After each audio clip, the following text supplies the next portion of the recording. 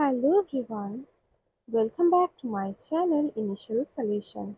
In this video, I will show you how to unblock someone on Instagram.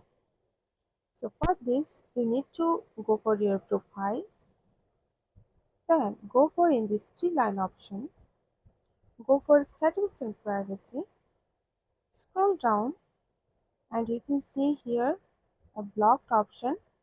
So click on it and you can see all of your blocked profiles here, blocked accounts.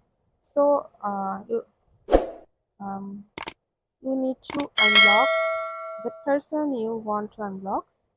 So if I go for that person, go for just unblock, click on it and click on unblock, and it's done. That person is unblocked now.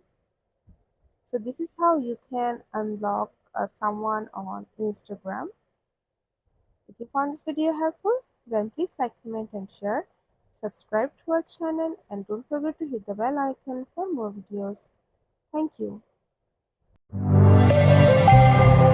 This video is sponsored by Zerosoft. Zerosoft offers graphic design, UI UX design, digital marketing, and web development. Elevate your brand with Zerosoft today. For more details, check the description box.